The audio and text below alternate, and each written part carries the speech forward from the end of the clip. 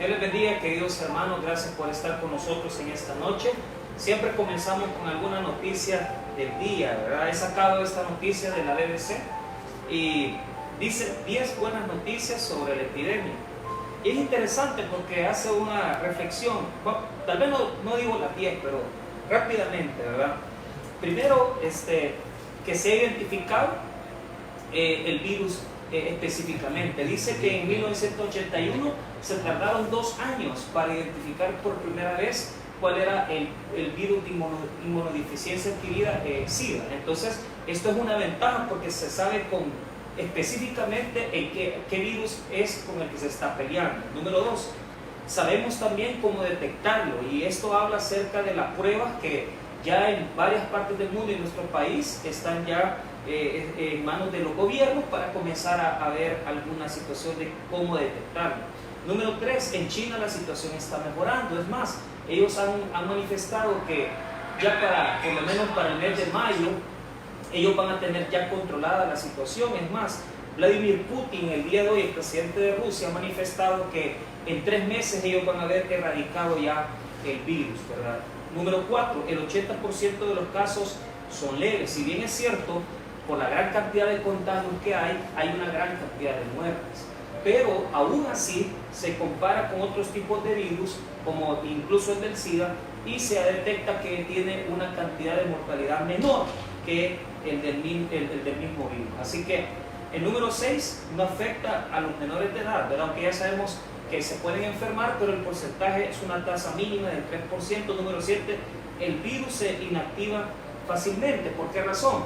Utilizando las medidas de alcohol gel, utilizando las medidas de lavarnos las manos, utilizando una mascarilla, sabemos que, y el distanciamiento social, sabemos que podemos ir erradicándolo. Número 8, ya hay más de 150 artículos científicos de grandes pensadores que están tratando de ver cómo van a llevar adelante esto. Y número 9, ya hay prototipos de vacunas, ¿verdad? Dice por ahí que China posiblemente en 3 meses va a estar teniéndola ya habilitada. Otros como Bill Gates dicen que la vacuna va a estar hasta el otro año. Están trabajándola en una institución que él financia con su propio fondo, ¿verdad? Así que ahí están algunas cosas. El número 10, hay más de 80 ensayos clínicos, son antivirales en curso, o sea, medicamentos que se pueden utilizar en este momento para poder no erradicarlo, pero sí hacerle frente. Vamos a tener oración antes de entrar. Vamos a estar analizando el día de hoy todos los elementos del sufrimiento de Cristo. Así que yo quiero que usted ponga mucha atención, que si usted quiere apuntar estos detalles, porque son detalles que posiblemente se encuentran en bastantes libros, pero tal vez para poderlos conocer todos juntos es bien difícil encontrar una fuente donde estén todos estos detalles. Así que yo le invito a que pueda estar pendiente, ¿verdad? Y que mande sus oraciones, sus peticiones de oración, para que nosotros al final de toda la enseñanza podamos orar por ustedes. Recordarles que estamos en vísperas de la celebración de la Gran Cena, de la Santa Cena del Señor, el próximo día domingo a las 9 de la mañana. Recuerde que con mi iglesia, todos los tabernáculos nacionales e internacionales, nos vamos a unir para celebrar la Cena del Señor todos juntos. Así que ahí he dejado en Facebook un pequeño video que hicimos con Cintia para poder indicar algunas cosas acerca de cómo se celebra la Cena del Señor. Le invito a que lo revise, que le ponga atención y que pueda de esa manera saber cómo va a celebrar el domingo la Cena. También recordar que estamos en esta celebración, ¿verdad?, que nos recuerda la muerte y resurrección de nuestro Señor Jesucristo. Así que podemos, tal vez no con toda la certeza del mundo, porque hay un pleito entre jueves y viernes, pero sí podemos decir que de forma muy tradicional, el día viernes sabemos que Jesús fue crucificado, y en este mismo día viernes, ¿verdad?, prácticamente Él entregó su vida por nosotros. El día de mañana yo voy a estar enseñando la muerte de Jesús. Entonces lo invito para que nos pueda ver a la misma hora. Normalmente el sábado nosotros no hacemos nada, no hacemos actividad en Facebook, pero por la misma víspera de la celebración de la Cena del Señor voy a terminar mis enseñanzas el día sábado con la crucifixión, y el día domingo a las 6 de la tarde vamos a tener nuestra enseñanza de resurrección.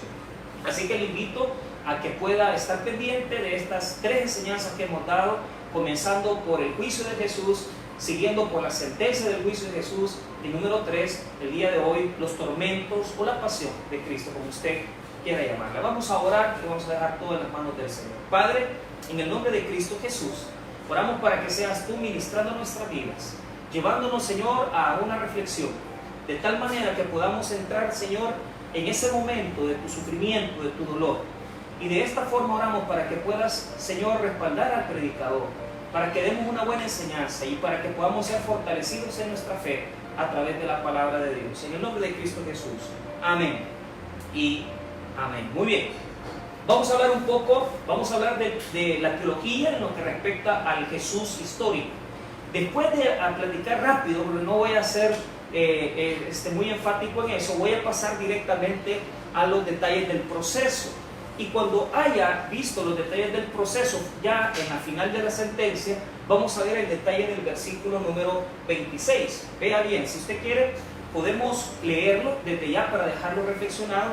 Entonces le soltó a Barrabás y habiendo azotado a Jesús, le entregó para ser crucificado. Ese es el versículo donde vamos a partir hasta el versículo número 31. Así que son pocos versos, pero bastante contexto que tenemos que analizar. Muy bien, número 1.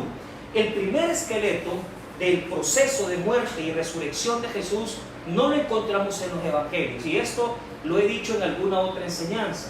Digamos que el esqueleto principal, o digamos la prehistoria de la muerte y resurrección, la tenemos en Pablo.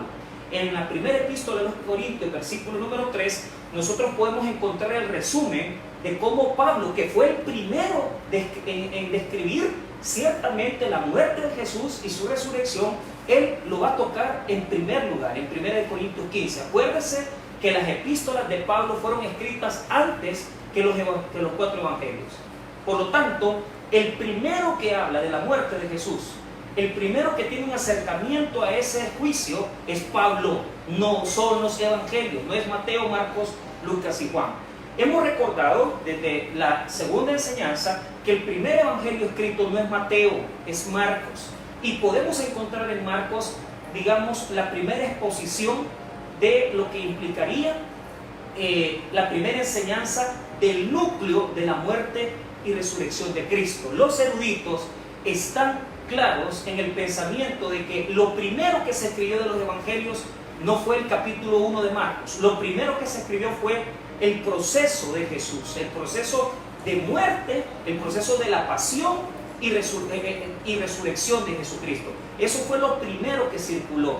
Los evangelios no fueron escritos desde Mateo 1, fueron escritos desde el núcleo del evangelio, que es la muerte y resurrección de Jesús. Y eso está ciertamente comprobado.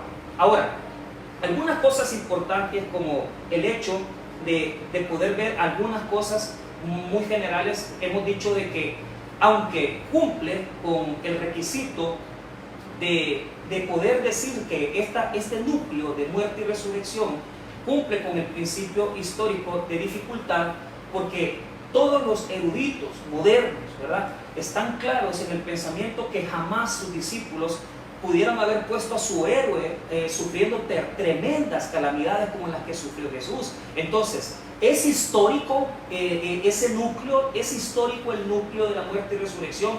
La respuesta es sí. Tenemos evidencia bíblica y tenemos evidencia extrabíblica. En lo que los eruditos no se ponen de acuerdo es en la forma, en los detalles del proceso, qué fue primero, si todas estas parábolas previas al arresto. Hay diferentes posiciones, como por ejemplo Juan presenta que Jesús prácticamente no celebró la cena como tal, sino que Juan presenta el lavado de los pies. Entonces hay situaciones que cuando comparamos los evangelios sinópticos con el de Juan no encajan perfectamente. Entonces los eruditos toman todos estos eventos para poder dar ciertas discrepancias. Ahora, la respuesta de nosotros es clara. Realmente la muerte de Jesús y la resurrección es un núcleo que circuló y es histórico porque no circuló separado, circuló siempre unido. Por lo tanto, no podemos separar la muerte de la resurrección de Cristo, aunque cada evangelista tenga su percepción de cómo presenta a Jesús y presenta el Evangelio. Muy bien, vamos ahora a entrar claramente a la sentencia, ¿verdad? El día de ayer vimos todo el proceso romano, pero veamos ahora los detalles de esta sentencia. Quiero decirles que para los que no vieron el video de ayer, voy a ser muy claro en la cuestión de la sentencia. La sentencia del juicio de Cristo no la tenemos, o sea, no está explícita, ya lo voy a explicar. No está explícita, pero sí está implícita, o sea, está detallada en el texto, que usted tiene que tener mucho cuidado al leerlo y revisarlo para poder saber de qué se trata. Ahora, la pregunta número 1 que nos vamos a hacer es: ¿qué tipo de juicio le tenían que hacer a Jesús? El emperador romano, el representante romano Pilatos, tenía que poder usar 3 medios. El primer medio se llama exequatur. El exequatur era una aceptación de la causa judía. Recordemos que en la causa judía lo habían declarado blasfemo. Entonces, el exequatur romano implicaba que solo tomaba la causa judía y la equiparaba, la acreditaba. Inmediatamente decía: sí, lo voy a aceptar como blasfemo y lo voy a matar. Pero ¿qué sucede? Hemos enseñado el día de ayer de que era imposible de que los judíos pudieran matar a Jesús por medio de la causa de blasfemia, que fue el resultado del juicio judío. Entonces, cuando lleguen ante Pilato, ellos lo acusan de 3 causas que la revisamos ayer en Lucas 23. Ahora, ¿cuál es el elemento que yo quiero resaltar? No utilizó exequatur porque no aceptó la causa judía. Él vio cierta malicia en los sacerdotes y en las autoridades religiosas. Entonces Pilato dijo: no quiero seguir otro proceso. El segundo proceso que él podía seguir es la coertio. Esta coertio le daba facultades al emperador romano de aplicar la muerte si él quería, sin conocer la causa. Si él hubiera querido, hubiera utilizado la figura de la coertio y hubiera dicho: no, yo mato a este que me traen solamente por matarlo. Él no necesitaba justificar nada. Pero nos dice el texto evangélico que realmente Pilato quiso cerciorarse de la causa. ¿Por qué? Utilizó la figura ordinaria que todo juzgador romano en una zona como Judea o Jerusalén particularmente iba a aplicar, que se llama la cognitio extra ordinem. La cognitio extra ordinem tiene como fundamento el que Pilato conociera la causa, conociera el proceso. Entonces, él no se iba a dejar llevar por lo que los judíos le estaban diciendo. Tenía que utilizar una figura que fue la cognitio extra ordinem para poder saber qué es lo que estaba sucediendo. Entonces, la cognitio extra ordinem tiene 2 características. No sigue las pautas de los procesos ordinarios. Tiene particularmente 3 etapas. Primero, escucho las acusaciones. Número 2, hago el interrogatorio. Número 3, hago una reflexión de lo que he escuchado, de lo que habla la persona acusada. Y número 4, sentencia. La cognitio extra ordinem le da facultades a Pilato para que él pueda poner la sentencia que él quiera, porque no está siguiendo un proceso ordinario, él está siguiendo un proceso sencillo, práctico y rápido, porque lo que quiere es ponerle fin a la causa. No va a llevar a Jesús ante un tribunal y iba a pasar 2 años, no. La cognitio extra ordinem le daba facultades a Pilato, incluso Plininio y algunos más dicen de que podía incluso la sentencia darse siempre y cuando fuera una sentencia coherente. Entonces le daba libertad a él con solo seguir, primero, el escuchar la causa. Número 2, los interrogatorios. Número 3, el poder escuchar a la persona que está ahí encausando. Número 4, sentenciarla. Podía llegar al juicio, a la sentencia principal de la causa. Ahora, ¿qué vemos en el juicio de Jesús, en el juicio romano? Vemos, primero, pon atención, lo acusan de 3 cosas: de pervertir al pueblo. Lucas 23, verso 2 en adelante dice que pervierte al pueblo.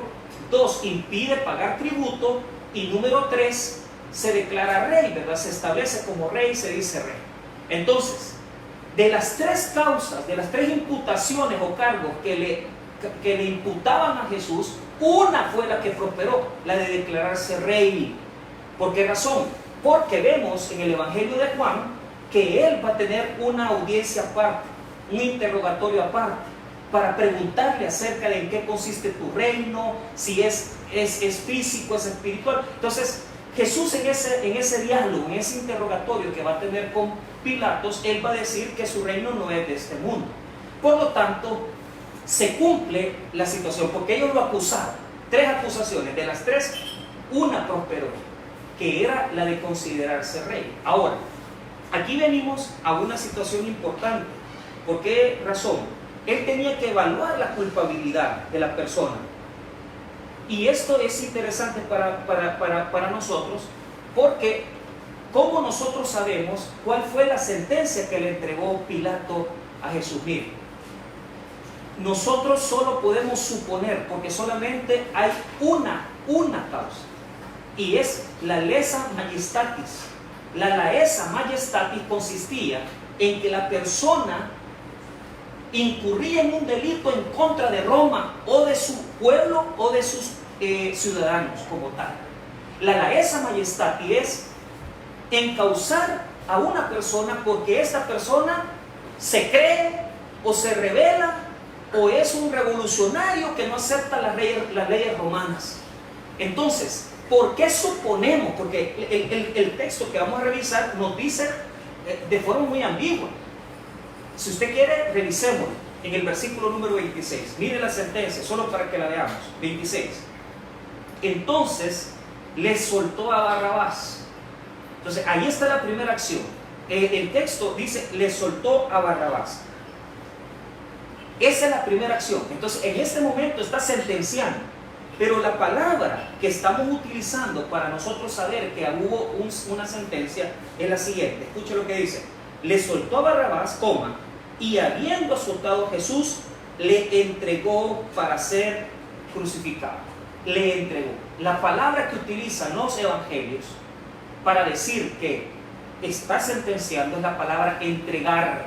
Y revisando a los eruditos, revisando a la gente que ha puesto una investigación sobre este caso particularmente, es notorio que la palabra que se utiliza, que no es técnica, no es legal, esta palabra no es legal, es una palabra teológica más que técnica, no es judicial, no pertenece a las leyes, sino que es una palabra prácticamente teológica, es una palabra bíblica. La palabra paradidomai quiere decir ser entregado. Entonces, esta palabra es la que nos va a permitir a nosotros entender que hay una sentencia en el versículo 26. Ahora, ¿por qué sabemos que es la esa majestad? O sea, un delito en contra de la autoridad de Roma.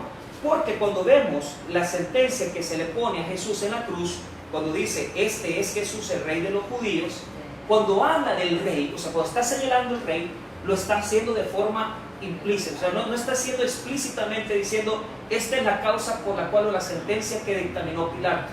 Lo que está diciendo es una situación implícita, es decir, que por causa de ser una persona que era amenazante a la autoridad romana, se le está encausando en base a esa majestad, y por esta razón estamos condenándolo. Tal vez la sedición como tal era una de las causas, sí, claro, pero la terminología general que se utiliza es un delito en contra de la majestad de Roma.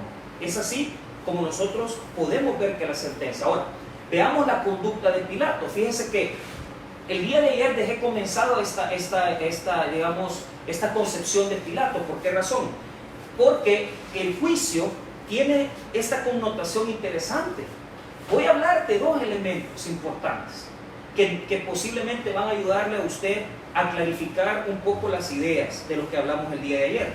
En Lucas 23, y claro, en el mismo Mateo, en Mateo capítulo 27, versículo número 18, dice, porque sabía que por envidia le habían entregado. Entonces, Mateo dice que por envidia, o sea, él ya sabía que por envidia. Marcos dice que le tenían envidia, la palabra que ocupa en griego es celo, ¿verdad? Entonces, tanto Marcos como Mateo nos dicen a nosotros que que Pilato ya sabía perfectamente que los sacerdotes, las autoridades políticas religiosas, estaban en contra de Jesús y que lo estaban entregando porque le tenían envidia, no porque había cometido un delito.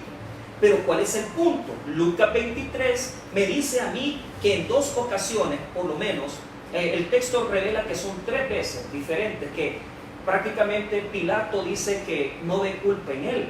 Entonces, en Lucas 23:15 dice: y ni aun Herodes, porque os remití a él, y aquí nada digno de muerte ha hecho este hombre. Entonces, ahí está declarando que él no tiene ninguna culpa. Pero también dice el versículo 22, él le dijo por tercera vez: pues qué mal ha hecho este, ningún delito digno de muerte he hallado en él.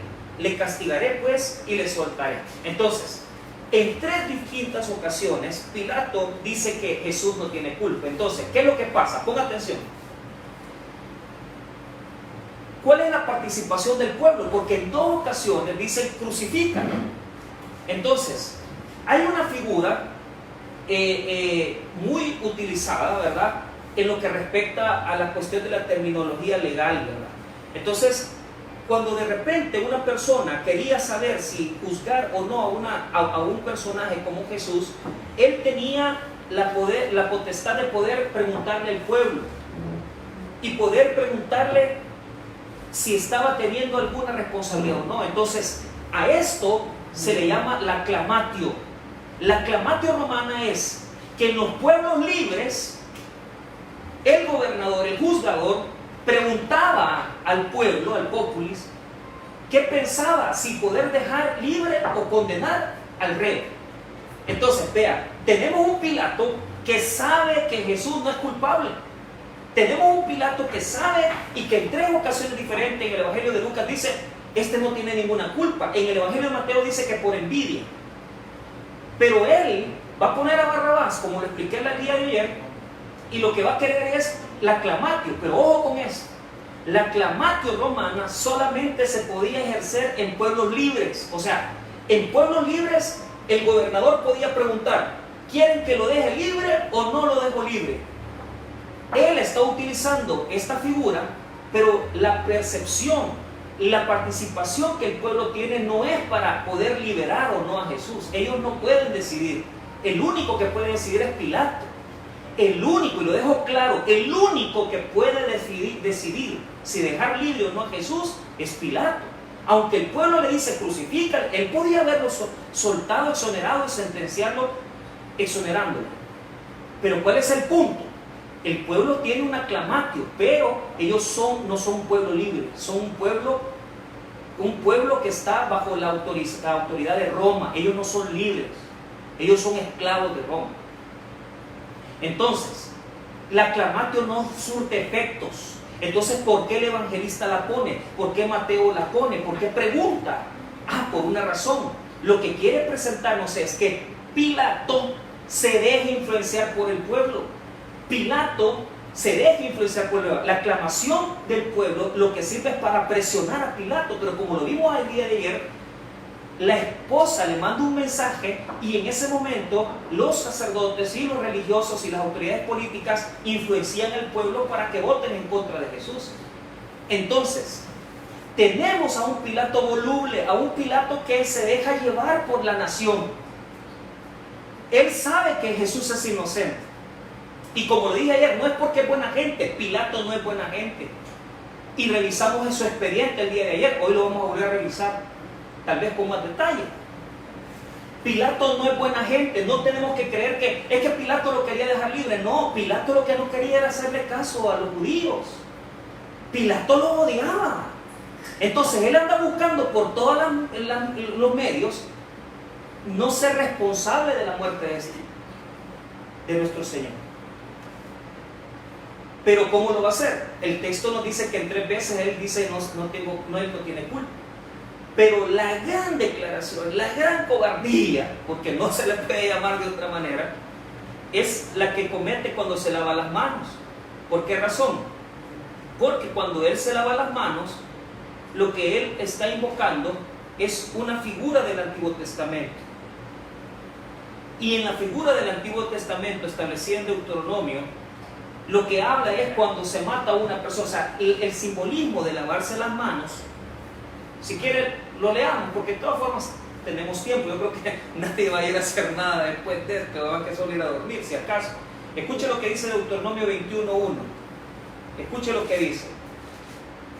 Habla de expiación de un asesinato cuyo autor se desconoce. Escuche, porque algunos preguntan, ¿de dónde salió la lavada de las manos? Bueno, si en la tierra que Jehová tu Dios te hará para que la poseas fuera hallado a alguien muerto, tendido en el campo, y no se supiere quién lo mató. 2. Entonces tus ancianos y tus jueces saldrán y mediarán la distancia hasta las ciudades que están alrededor del muerto. Y los ancianos de la ciudad más cercana, al lugar donde fuera hallado el muerto, tomarán de las vacas una becerra que no haya trabajado, que no haya llevado yugo. Y los ancianos de aquella ciudad traerán la becerra a un valle escabroso que nunca haya sido arado ni sembrado, y quebrarán la cerviz de la becerra allí en el valle. 5. Entonces vendrán los sacerdotes, hijos de Leví, porque a ellos escogió Jehová tu Dios para que les sirvan y para bendecir en el nombre de Jehová, y por la palabra de ellos se decidirá toda disputa y toda ofensa. 6. Y todos los ancianos de la ciudad más cercana al lugar donde fuere hallado el muerto lavarán sus manos sobre la becerra cuya cerviz fue quebrada en el valle. O sea, esto servía era cuando se encontraba un cadáver de alguien que no se sabía quién lo había matado. Entonces, Pilato quiere hacer como que él, o sea, ¿por qué se lava las manos? Se lava de sangre. Porque él quiere decir, yo no tengo la culpa, soy inocente. Pero 3 ocasiones ha dicho, yo sé que no tiene la culpa. Entonces volvemos a ratificar la postura de que es un cobarde, porque él sabía que Jesús no era culpable. Pero él se lava las manos como diciendo, este sí sabe que está siendo acusado un inocente, y sí sabe que Jesús es un reo inocente, y sí sabe que Jesús tiene la envidia de los religiosos. Pero ¿cuál es el punto? Ocupa una figura judía, porque él lógicamente no es porque le guste, sino que él está queriendo ser. Y este simbolismo de lavarse las manos representa inocencia, pero lo que sucede es que se implica más cobardía. Así somos muchos, que nosotros estamos lavándonos las manos sin definirnos, si por Jesús o por Satanás, si por lo bueno o por lo malo, si nos dejamos vender o sobornar por una porquería de dinero, o decimos que no ante las tentaciones. Nos lavamos las manos sabiendo perfectamente lo que estamos metidos. Somos como Pilato, indefinidos, inconstantes, falta de perseverancia. No somos personas que verdaderamente tomemos las cosas de Dios en serio. Entonces, lavarse las manos implica inocencia, sí, pero para Pilato significa falta de carácter, falta de valor. Falta de valor. Entonces, aclarado las posturas, ¿verdad?, legales, aclarada el proceso legal de Jesús, aclarada la sentencia de Jesús, pasemos un poco, ya hablamos acerca del delito en que se tenía que haber incurrido, hablemos un poquito acerca de lo que viene ahora de aquí en adelante. Veamos nuevamente Mateo capítulo 27 y revisémoslo. Mateo 27. Muy bien. 3 palabras que nos hablan acerca de esta sentencia, que lo vuelvo a repetir, ningún evangelista lo aclara. ¿Y por qué razón? La razón teológica por la que ningún evangelista lo aclara, ninguno va a decir esta fue la sentencia, es por esa razón. Es porque querían que los lectores sacaran su propio juicio, y que sabían que para ellos el juicio de Jesús era una pantomima, era una falsedad, era una burla. Por eso es que nunca sentenciaban, por eso es que el escritor Mateo, Marcos, Lucas y Juan se esfuerzan en no decir esta fue la sentencia. Por eso es que no la vamos a ver clara, pero sí la vemos de forma textual con la palabra entregó. Ahora, dice el verso 26, entonces le soltó a Barrabás, primera acción. Número 2, y habiendo azotado a Jesús, le entregó para ser crucificado. Entonces, voy a dejar la cuestión del azote y me voy a pasar directamente al suplicio, y lo voy a explicar de esta manera. Vean, el azote, hay un problema bíblico con el azote, ya lo voy a explicar, solamente voy a explicar, digamos, las generalidades. El azote, o flagelum como tal, se ponía como sentencia por sí mismo.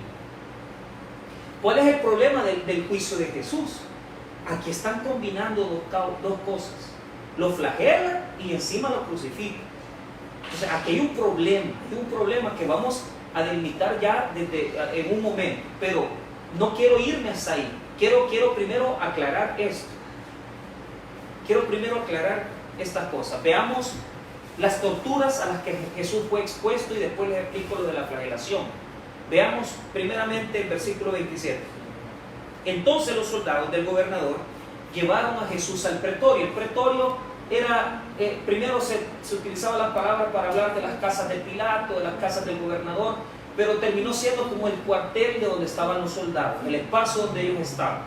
Entonces, escuche lo que dice. Entonces los soldados del gobernador llevaron a Jesús al pretorio y reunieron alrededor de él a toda la compañía. Fíjense bien, la compañía, speria en griego, quiere decir cohorte, y estaba constituida por 500 soldados. Ahora, la cohorte romana estaba constituida por 500 soldados romanos legionarios.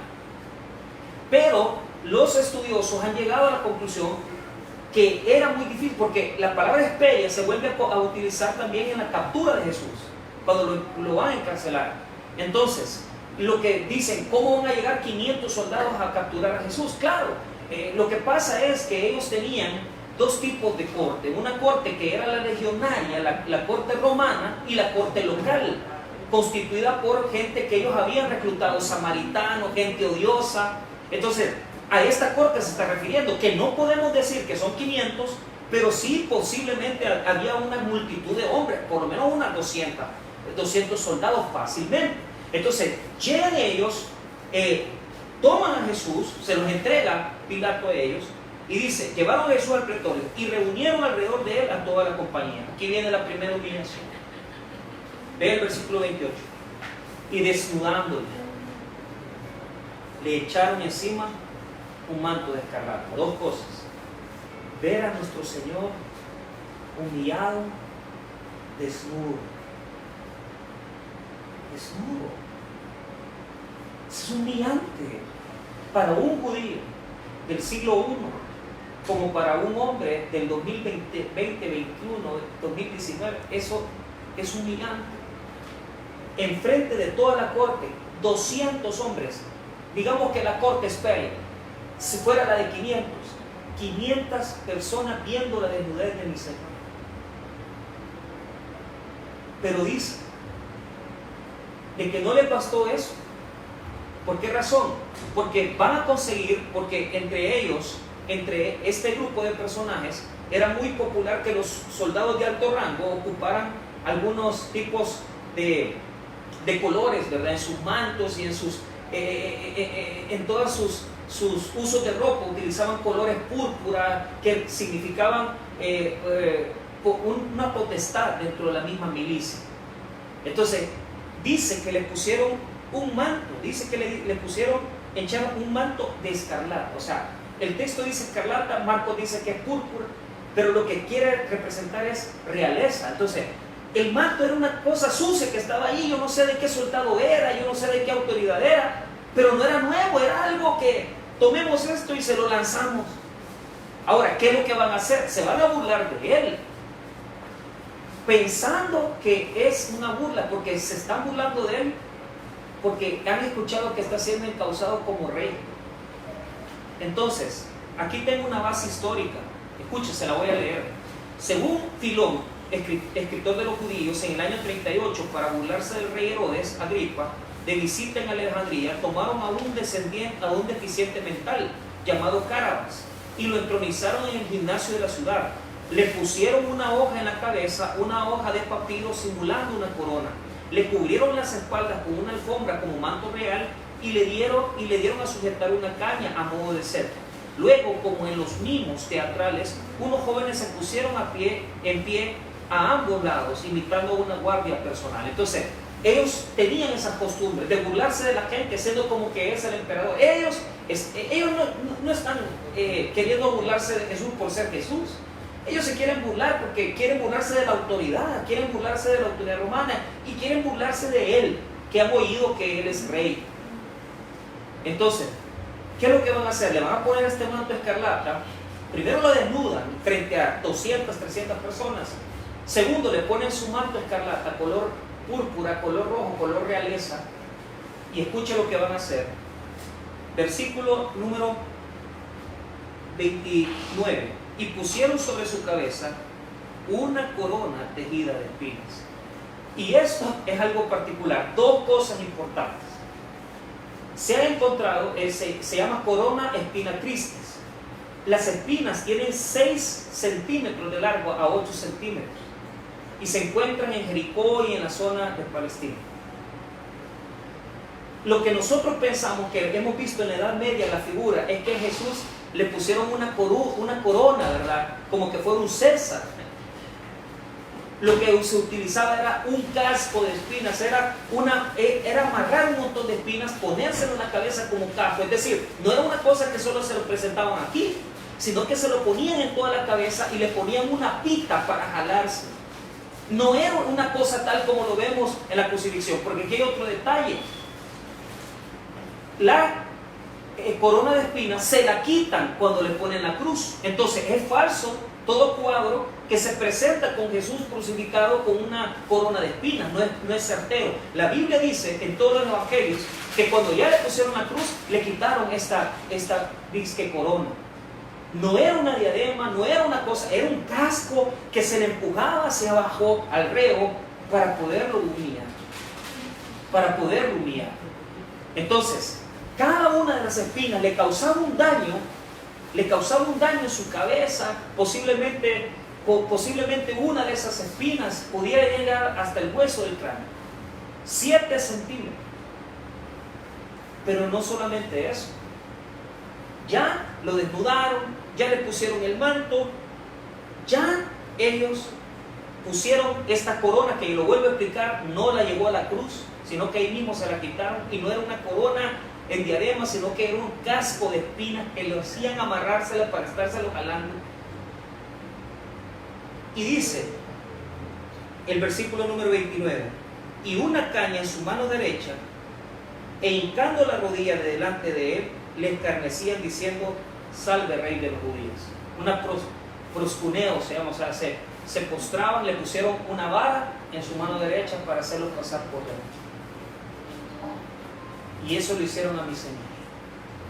Fíjense que es bien interesante, porque Marcos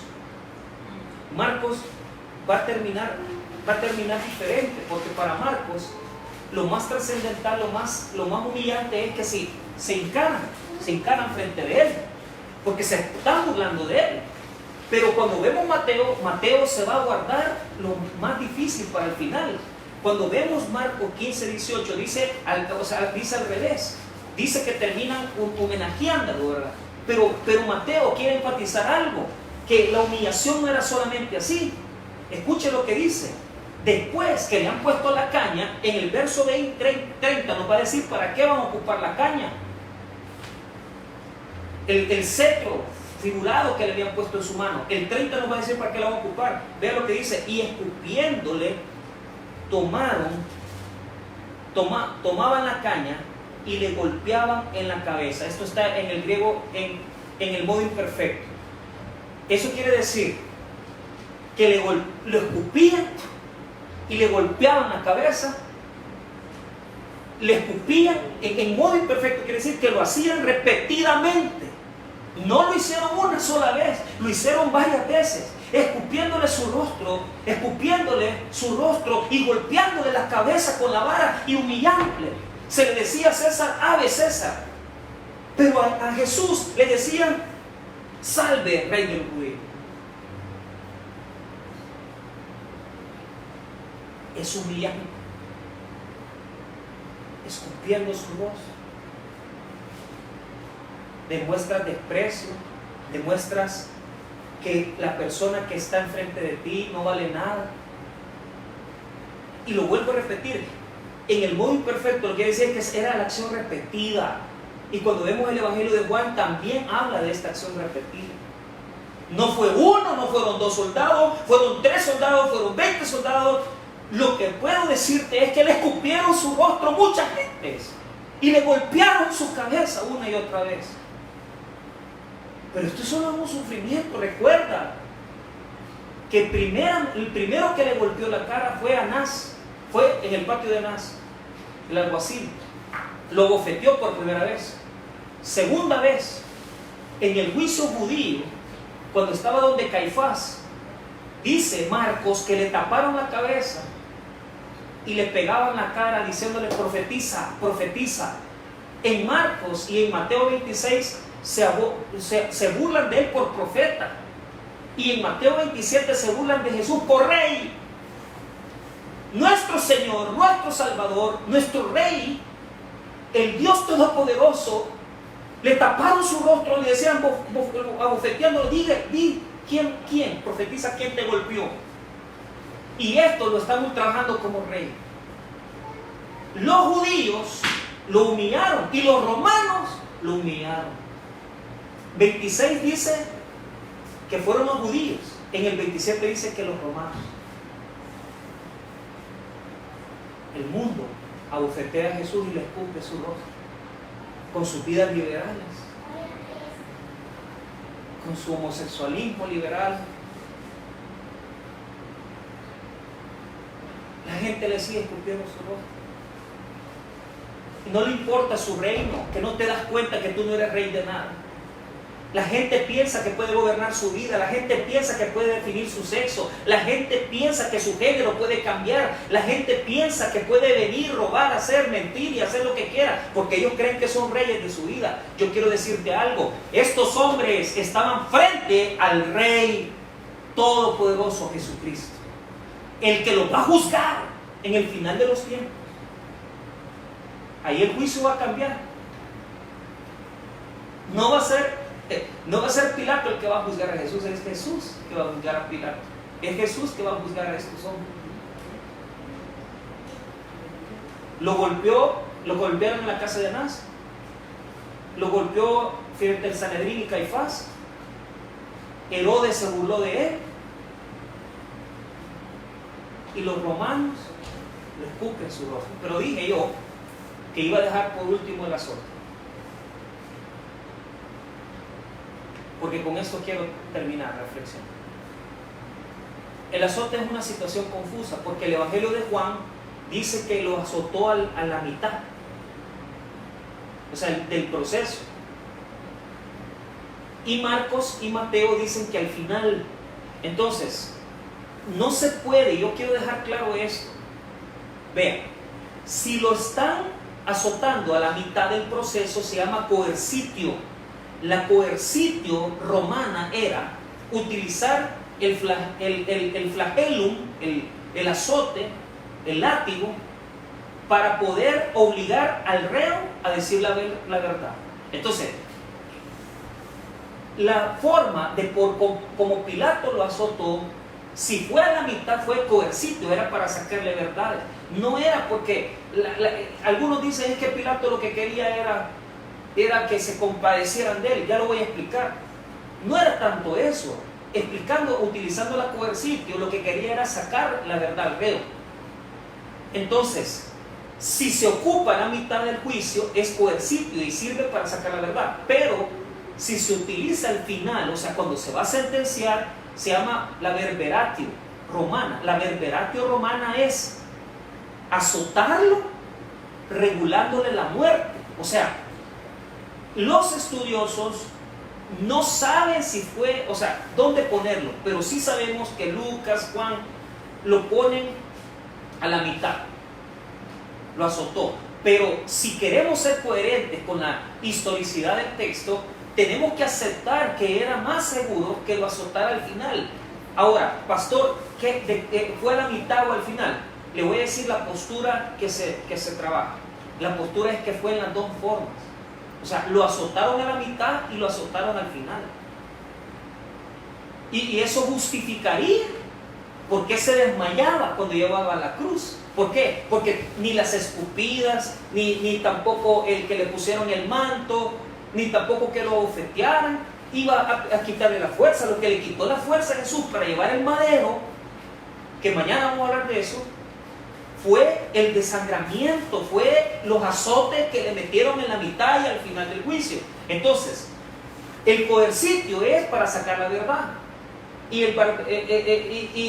la pena al final, para poder utilizar la barberitio, es para poder sentenciarlo. Entonces, en un juicio normal, esa ya era una pena, pero a Jesús le tocó doble. Entonces, se ha investigado históricamente y sí se ha llegado a corroborar que a muchos que murieron en la cruz los azotaron primero.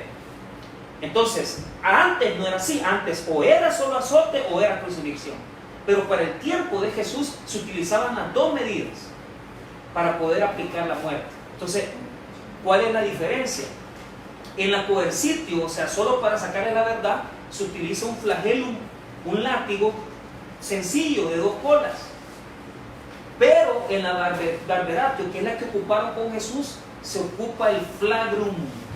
El flagrum tiene 2 o 3 colas, pero tiene puntas de hueso y se llama flagrum taxillatum, porque el flagrum taxillatum tiene las puntas metálicas o de hueso, y aunque la ley diga que eran 40 menos 1, porque eso decía los judíos, pero la ley romana les podía dar hasta 60, eran el doble de azotes que les caían. Y la forma de azotar era que se azotaba de un lado de la espalda y después del otro lado de la espalda, azotándole de un lado, del otro lado, y los azotes podían llegar hasta el pecho. Desangrado completamente. ¿Cuál es la diferencia entre el flagellum normal? El flagellum normal, que es el látigo de dos colas, solo hería.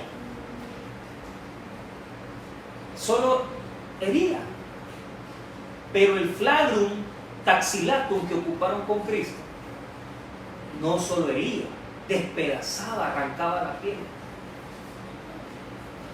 Cuando lo azotan, escupen, le ponen el manto. Juan dice que Pilato lo va a sacar ante la multitud. Busque Juan 19. Juan 19.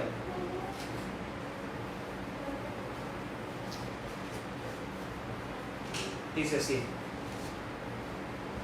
así que entonces tomó Pilato a Jesús y lo azotó, lo mismo que dice Mateo, y los soldados entretejieron una corona de espinas, lo mismo que dice Mateo y Marcos, y la pusieron sobre su cabeza y le vistieron con un manto de púrpura y le decían: salve, rey de los judíos, y le daban bofetadas. Versículo 4: entonces Pilato salió otra vez y le dijo: mirad, os traigo fuera para que entendáis que ningún delito hay en él. Y salió Jesús llevando la corona de espinas y el manto de púrpura, y Pilato le dijo: he aquí el hombre.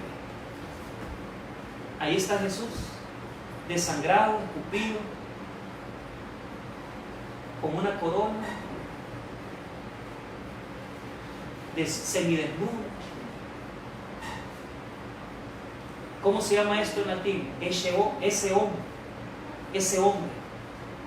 hombre desangrado, ese hombre semidesnudo, ese hombre escupido, ese hombre azotado, desangrado completamente. Imagínate cómo estaba su cuerpo desangrado, imagínate cómo estaba su pecho, sus espaldas. ¿Quién hizo eso? Ese hombre. Nosotros. Por nosotros fue escupido, por nosotros fue azotado. Isaías 56: di mi cuerpo a los heridores y mis mejillas a los que me mesaban. La barba, no escondí mi rostro de injurias y disputos. Ese hombre, nosotros lo crucificamos. Ese hombre, ese desfigurado hombre, ese desangrentado hombre, es el que nosotros herimos, el que nosotros llevamos a la condena. Ese hombre es el que avista esta humanidad, haciendo y deshaciendo, negando su nombre, declarándose en una secta, declarando que somos libres, declarando que nosotros nadie nos detiene, declarando que nosotros no nos sometemos a ninguna autoridad, declarando que nosotros podemos hacer lo que queramos. Ese hombre, como lo dice el latín,